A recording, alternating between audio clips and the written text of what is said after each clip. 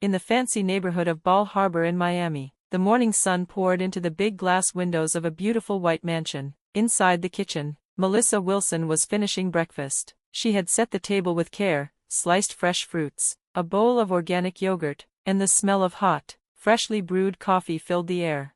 Melissa placed a steaming mug of coffee in front of her husband, James. Her long blonde hair caught the sunlight, glowing softly. She wore a simple but elegant dress, the kind that quietly said she was a professional woman with a good job. Melissa worked as a senior manager at a large accounting firm, and she was proud of her career. "James, will you be home late tonight?" she asked gently, looking at him. James didn't look up. He was straightening the cuffs of his expensive suit and fixing his Hermes tie in the mirror. He always looked sharp. He was a vice president at a big investment bank, and image mattered to him.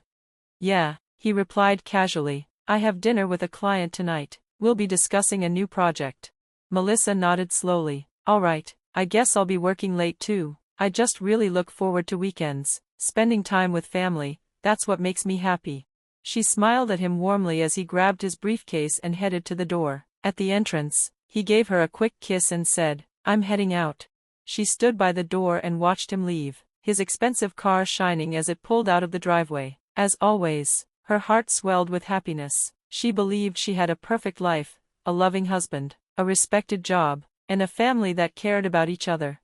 It was just another normal morning, the kind of morning that felt safe, comfortable, familiar. Sunday dinner. The dining room in her parents' house was glowing softly under the chandelier. The table was set with antique dishes and polished silverware. Melissa's mother, Carol, brought in a big roasted chicken. The smell made the whole room feel warm. "Melissa, you look a little pale, dear. Are you okay? Is work too much for you?" Carol asked, looking at her daughter with concern as she set the dish down. "I'm fine, Mom, just a little tired. Once this project is over, I'll slow down a bit," Melissa answered with a smile, trying not to worry anyone. Her younger sister, Ashley, leaned back in her chair, showing off her bright red nails. "Big sis, maybe you should take it easy like me," she said with a smirk. She looked perfect, with heavy makeup and a flashy designer dress. She worked in luxury real estate and always made sure everyone noticed her. Melissa didn't reply. She didn't want to argue. She just kept smiling, pretending everything was okay. Their father, Robert, started telling one of his usual stories from his days in investment banking. He always talked about high society events and clever business deals. "Back then, trust was everything," he said with pride. Whether it was business or family, it all came down to trust. Carol nodded beside him. "That's right, and keeping up appearances is just as important." Everyone nodded along. It was a quiet, peaceful Sunday evening. None of them knew it would be the last time they would gather like this. Tuesday. Melissa was in the middle of an important meeting at work when she suddenly felt sick. Her stomach turned, and cold sweat ran down her neck. She stood up quickly and rushed out of the room, trying not to alarm anyone. Her assistant, Jennifer, followed her out. "Melissa, you really don't look well. Maybe you should see a doctor." Melissa nodded weakly, holding her hand to her mouth. Later that day, at the clinic, she sat quietly on the exam table. The doctor entered with a warm smile. "Mrs. Wilson, congratulations, you're pregnant." Melissa blinked, stunned. "What?" The doctor's smile softened. "You're going to have a baby." Melissa felt like the world had stopped spinning. A baby? She hadn't even imagined this. Slowly, joy began to grow inside her. She touched her belly gently and whispered, "I can't believe it." Her hands trembled as she took out her phone. She called James to tell him the news. But he didn't answer. She tried again, and again. Voicemail. A few days passed. Melissa's morning sickness got worse, so she returned to the hospital for more tests. As she lay in bed with an IV drip attached to her arm, she stared at the ceiling, lost in thought. She was scared and unsure, but also strangely calm. There was a tiny life growing inside her. She reached for the remote and turned on the TV. A travel show was on, showing a huge, beautiful cruise ship sailing through the ocean. "The ultimate luxury cruise experience," the voice said. The camera showed happy people enjoying spas, pools, and fancy dinners. And then, Melissa froze. She saw him. James. On TV. He was wearing a suit and standing on the deck of the ship, smiling. Right beside him was Ashley, her sister, wearing a flashy summer dress and holding onto his arm. "This is going to be such a lovely vacation," Ashley said, smiling wide. Behind them were their parents, sipping champagne. Melissa's heart stopped, her fingers tightened around the remote. No, it can't be. Her mind raced. She picked up her phone and opened her online bank account, the joint account with James. The numbers didn't lie, money had been withdrawn for the cruise. Her breath caught in her throat.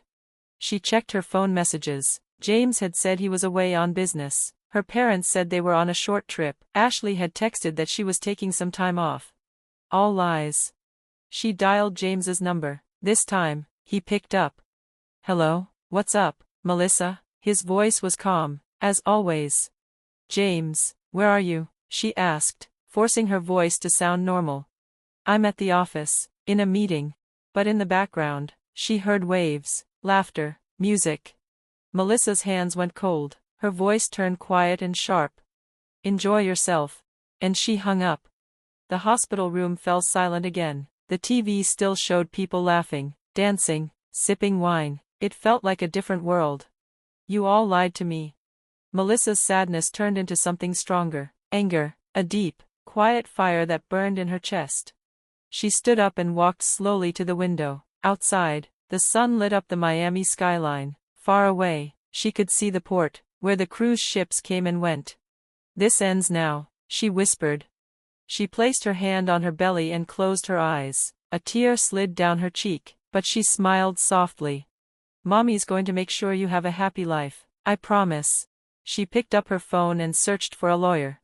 When the nurse walked in with her test results, Melissa's face had changed. Her eyes were calm, her expression firm. She was no longer the woman from before. "Mrs. Wilson, here are your results." Melissa stood tall as she took the envelope. "Thank you," she said with quiet strength. Her battle had just begun. The window. The city of Miami was already wide awake. Outside the tall window, the sun hit the glass buildings, making them sparkle. It was almost as if the light itself was cheering Melissa on, giving her strength. She sat in a quiet office, facing a table full of papers. The lawyer across from her nodded gently. "Let's begin the process," he said softly. Melissa picked up the pen and started signing. One by one, she wrote her name at the bottom of the forms. The only sound in the room was the soft scratch of the pen on paper. Each signature felt like one more step away from her painful past. Her assistant walked in and handed her a tablet. "The social media post is ready," she said. On the screen was a short message. "To my beloved family. Thank you for the memories. Goodbye."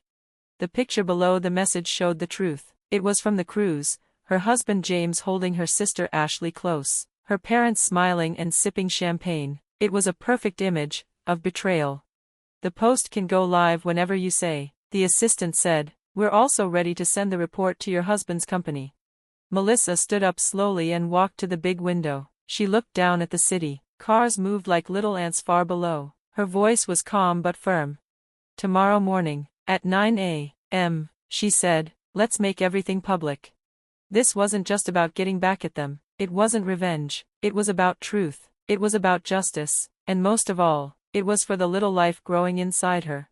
She placed a gentle hand on her belly. "Baby, can you hear mommy?" she whispered. "We're going to start a new life together." That evening, Melissa went back home, one last night in the house she once thought was full of love. In the living room, photo frames were everywhere. Her wedding day, a family trip to Europe, laughing with her sister. She looked at them all with tired eyes. "So many lies," she whispered. One by one, she put the pictures into a box. She was packing up more than just items, she was packing up the past. The next morning, Melissa woke up early. Outside, the city was just starting to come alive. In the distance, she heard the low sound of a ship's horn. "The cruise ship is back," she said quietly. "Welcome home, dear family." She smiled to herself, a small, bitter smile, then sat at her desk. She opened her email. Her lawyer had confirmed everything, the divorce, the financial claims, and the official legal notice to her husband's company, all ready to go. Melissa opened her phone and posted the message. "To my beloved family. Thank you for the memories. Did you enjoy the cruise?" Attached were photos from that same cruise, the ones showing James and Ashley looking like lovers, their parents enjoying the luxury trip. She pressed post. Within seconds, her phone buzzed with messages, shocked reactions, sympathy, people asking if she was okay. Then she logged into her company's whistleblower system. She uploaded all the evidence, fake expense reports, secret payments, and other records showing her husband's shady business deals. One click, and it was all sent. By the time the ship docked and her family stepped off, the internet was already exploding with the news. Local websites reported. Investment banker accused of fraud affair exposed on cruise. Melissa sat back, her phone lighting up non-stop. Her husband was calling, her mother, her sister. She didn't answer any of them. Instead, she called her lawyer. "Mrs. Wilson, it's done," he said. "Divorce papers filed. Your husband's company has received the legal documents. We've also started the process of reclaiming assets."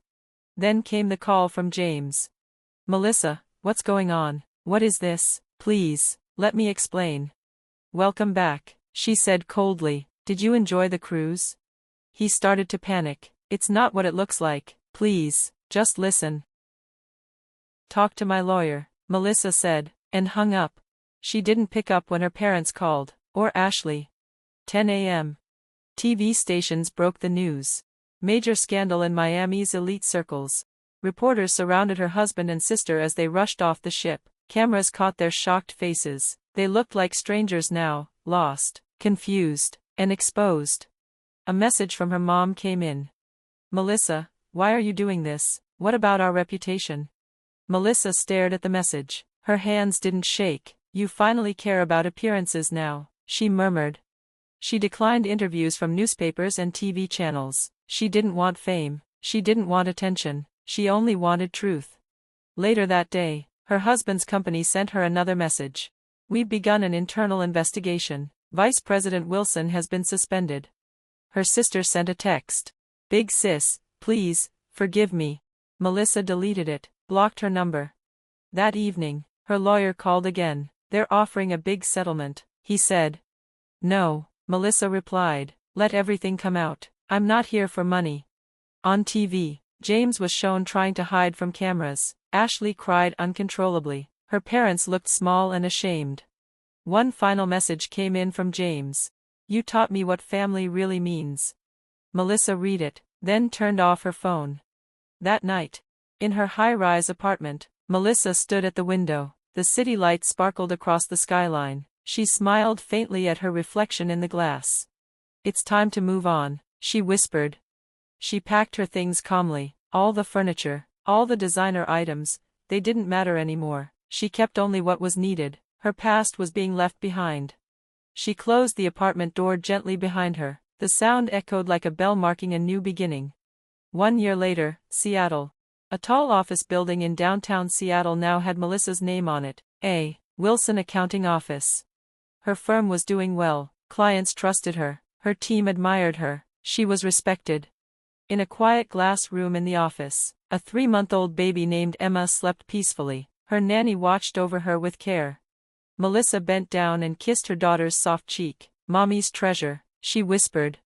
Her secretary, Sarah, walked in with papers. "We're ready for your meeting." Today's clients were special, a group of women from a nonprofit that helped single mothers, the foundation Melissa had started. One of the women looked at her with tears in her eyes. "You gave me hope," she said. "You saved my life." Melissa smiled warmly. "No, you saved your own life. I just stood beside you."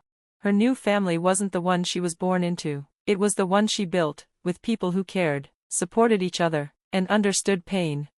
That afternoon, she returned to her office. A newspaper from Miami was on her desk. James was facing criminal charges. He had lost his job and his apartment. Ashley had lost her license and everything she owned. Her parents had been forced to move away and live quietly. High society had forgotten them. Melissa folded the paper and set it aside. No anger, no sadness, just peace. Emma woke up, giggling and reaching out. "Good morning, my angel," Melissa said, holding her close. "This is what real happiness looks like."